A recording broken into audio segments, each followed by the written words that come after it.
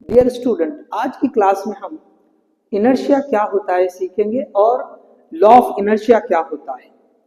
देखिए, inertia simply किसी भी बॉडी की ऐसी एबिलिटी जो उसके स्टेट में आने वाले चेंज को अपोज करती है। जैसे यहाँ पे लिखा है, देखें, simply inertia resistance to change, वो चेंज को अपोज करेगी। तो किसके चेंज को? उसकी स्टेट के चेंज को।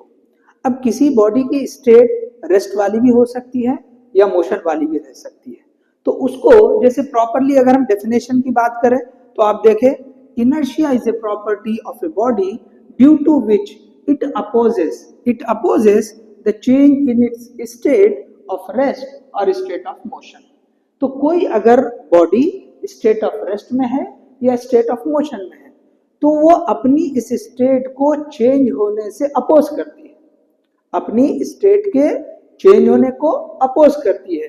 तो ये जो एबिलिटी है इसी को हम कहते हैं इनर्शिया, इसी को हम जो है इनर्शिया कहते हैं।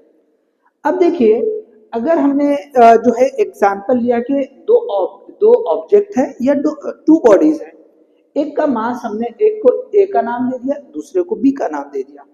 ए का मास एम ए है, बी का मास एम बी है। और अगर ये अज्यूम कर लिया जाए कि ए का मास बी से ज्यादा है, तो अब आप मुझे बताएं, अगर ये दोनों बॉडीज रेस्ट में है तो किसको स्टेट ऑफ रेस्ट से स्टेट ऑफ मोशन में लाने के लिए ज्यादा एफर्ट लगेगा? तो ऑब्वियसली आंसर रहेगा कि ए को, क्योंकि उसका मास ज्यादा है। अगर उसका मास ज्यादा है तो उसकी स्टेट को चेंज करने में ज्यादा एफर्ट लगाना पड़ेगा।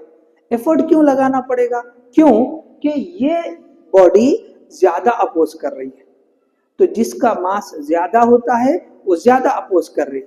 तो इससे क्या कंक्लूजन निकलता है कि जिसका मास ज्यादा होता है उसका इनर्शिया ज्यादा हो रहा है। ओके, अपोज करने वाली एबिलिटी को हम इनर्शिया कह रहे हैं। तो इसका मतलब अगर मास ज्यादा है तो वो इनर्शिया ज्यादा रखती है। तो हम यहाँ ये कह सकते हैं कि mass is a measure of inertia. Mass is a measure of inertia. So जिस बॉडी का जितना ज्यादा मास होगा उतना ही ज्यादा इनर्शिया होगा। अब देखिए, इसके ऊपर बहुत छोटे छोटे कंसेप्ट के क्वेश्चन बन सकते हैं। इनर्शिया एक बेसिक प्रॉपर्टी है बॉडी की, इससे रिलेटेड भी पूछा जा सकता है। दूसरा कि इस तरह से अगर दे दे दो ऑब्जेक्ट का मास और पूछे कि किसका इनर्शिया ज्यादा होगा, तो जिसका मास ज्यादा होगा उसका इनर्शिया ज्यादा होगा। चलिए अब हम आगे बढ़ते हैं कि ये जो इनर्शिया है उसके टाइप्स क्या होते हैं। Okay, so types of inertia we are having three. So three types है। पहला है इनर्शिया ऑफ रेस्ट। देखो, ये इनर्शिया ऑफ रेस्ट जो होता है बॉडी की ऐसी एबिलिटी जो स्टेट ऑफ रेस्ट से स्टेट ऑफ मोशन में जाने से अपोज कर रही है। मतलब वो स्टेट ऑफ रेस्ट में ही रहना चाहती है। कोई भी ऑब्जेक्ट अपनी उसी स्टेट में रहना चाहता है। जैसे अगर हमने कहीं पे एक ऑब्जेक्ट को रखा तो जब तक कि हम उसके ऊपर फोर्स नहीं लगाएंगे वो वैसा ही रुका रहेगा। तो ये उसकी अपनी स्टेट ऑफ रेस्ट से चेंज होने को जो अपोज करने वाली एबिलिटी है, स्टेट ऑफ रेस्ट के चेंज होने से अपोज करने वाली जो एबिलिटी है उसको हम इनर्शिया ऑफ रेस्ट कहते हैं। देखो यहाँ सिंपल वे में लिखा, ability of a body which opposes change in state of rest, change in state of rest. देखिए इसी तरह से इनर्शिया ऑफ मोशन। अच्छा, इसका एक एग्जाम्पल लेते हैं। एग्जाम्पल क्या होगा? जैसे आप बस में बैठे हैं और बस अचानक से स्टार्ट हो गई, तो होता क्या है, जैसे बस स्टार्ट हो गई तो हम एकदम पीछे की तरफ जाते हैं। ऐसा क्यों होता है? ऐसा इनर्शिया ऑफ रेस्ट की वजह से ही होता है। हमारी लोअर पार्ट, हमारी बॉडी का जो लोअर पार्ट है वो बस से कनेक्टेड है, बस को डायरेक्टली जो है एक तरह से कनेक्टेड है, समझे। तो जब बस अचानक से निकलती है तो lower part of the body will move with the bus, लेकिन upper part of the body वो इसको अपोज करती है। ओके, तो ये जो है उसका इनर्शिया है जिसकी वजह से वो आगे नहीं जा रही। तो बस तो आगे चले जा रही है लेकिन upper part of the body पीछे रह रही है, तो हमें लगता है कि हम पीछे की तरफ गिर रहे हैं। सो ये एक्चुअली इनर्शिया ऑफ रेस्ट की वजह से हो रहा है। इसी तरह से ओके, जैसे एक और एग्जांपल होता है कि एक हॉर्स राइडर है, ओके, वो हॉर्स के जो है पीठ पे बैठा है और वो अचानक से जैसे स्टार्ट हो गया, तो वो केस में भी वो पीछे की तरफ जाएगा। तो ऐसे कई सारे एग्जाम्पल आपको मिल सकते हैं। सेकेंड टाइप है इनर्शिया ऑफ मोशन। अब देखिए यहाँ पे जैसे मोशन के बारे में बोला है, अगर कोई ऑब्जेक्ट स्टेट ऑफ मोशन में है तो वो अपनी इस स्टेट ऑफ मोशन को चेंज होने से अपोज करता है। ये जो एबिलिटी है इसी को बोलते हैं इनर्शिया ऑफ मोशन। इसको भी सिंपल एग्जांपल ले सकते हैं कि अगर आप बस में बैठे हैं, बस जा रही है, ओके, और सडनली ब्रेक लगाता है ड्राइवर, तो हम एकदम से सामने की तरफ आ जाते हैं, झुक जाते हैं। तो ऐसा किस वजह से हो रहा है? सो ऐसा इनर्शिया ऑफ मोशन की ही वजह से हो रहा है। देखिए फिर से, lower part of the body वो बस के साथ जो है ना ब्रेक लगाते वो रुकेगा, लेकिन upper part of the body it is in motion, तो वो अपनी स्टेट ऑफ मोशन को अपोज करेगी। तो बस रुक गई, लेकिन हमारी upper part of the body वो मोशन में है, तो हम एकदम आगे की तरफ झुकते हुए महसूस करते हैं या झुक जाते हैं। तो ये जो है इनर्शिया ऑफ मोशन का एक बेस्ट एग्जांपल है। इसी तरह थर्ड जो टाइप है inertia of direction, ability of a body which opposes change in direction. तो स्टेट ऑफ मोशन तो है, लेकिन डायरेक्शन चेंज होने को अपोज करने वाली एबिलिटी। जैसे अगर आप ट्रैवल कर रहे हैं, चाहे बस में हो या कार में हो, अगर वो कार लेफ्ट की तरफ टर्न ले रही, तो हमारी lower part of the body भी लेफ्ट की तरफ ऐसे टर्न लेती है, but upper part of the body is moving straight.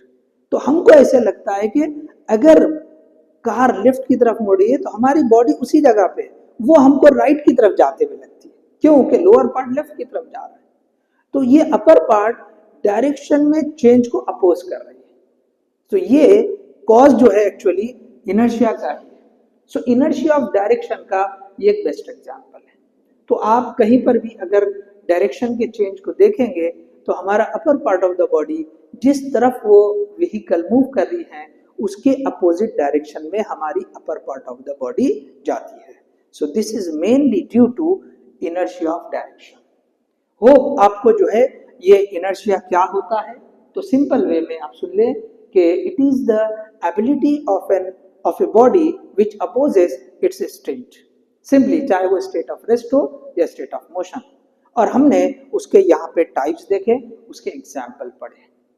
अब चलिए आगे बढ़ते हैं हम कि जो लॉ ऑफ इनर्शिया है, जिसको Newton's first law of motion कहते हैं, हम जो है वो कंटिन्यू करेंगे। ठीक है, सो आप जो है ये कॉपी कर लें, चलिए पॉज करके आप कॉपी कर लें, ओके, विल कंटिन्यू। चलिए नेक्स्ट टॉपिक है लॉ ऑफ इनर्शिया। ये एक्चुअली न्यूटन्स का फर्स्ट लॉ ऑफ मोशन है, या इसको लॉ ऑफ इक्विलिब्रियम भी कहते हैं। तो क्या कहता है लॉ ऑफ इनर्शिया? देखिए, every body continues to be in its state of rest or uniform motion unless acted upon by an external force।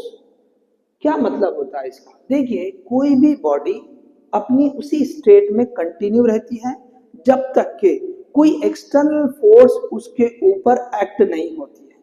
देखिए, ये सेम जो है कंसेप्ट ऑफ इनर्शिया पे है, इसी वजह से इसका नाम जो है लॉ ऑफ इनर्शिया दिया गया है। तो सिंपल समझे कि अगर हमने किसी ऑब्जेक्ट को जो है सपोज हमने रखा है, तो वो उसी स्टेट में रहेगा जब तक कि हम उसके ऊपर फोर्स नहीं लगाएंगे या उसके ऊपर कोई एक्सटर्नल फोर्स नहीं लगेगी। तो यहाँ पर दो चीजें मेंशन की गई, एक दिया गया कि स्टेट ऑफ रेस्ट और दूसरा बताया गया कि यूनिफॉर्म मोशन। तो अगर कोई ऑब्जेक्ट रेस्ट में है तो जब तक कि उसके ऊपर हम कोई फोर्स अप्लाई नहीं करेंगे वो अपनी स्टेट को चेंज नहीं करेगा, उसी स्टेट में रहेगा। इसी तरह से अगर कोई ऑब्जेक्ट या बॉडी यूनिफॉर्म मोशन में है तो जब तक हम उसके ऊपर फोर्स एक्सटर्नली नहीं अप्लाई करेंगे वो अपनी यूनिफॉर्म मोशन वाली स्टेट को चेंज नहीं करेगा। यही है लॉ ऑफ इनर्शिया। अब देखिए, इसको लॉ ऑफ इक्विलिब्रियम भी बोला जा रहा है। क्यों? तो देखो यहाँ एक और उससे रिलेटेड स्टेटमेंट दिया गया, if the net force acting on a body is zero then it will be continued in its state.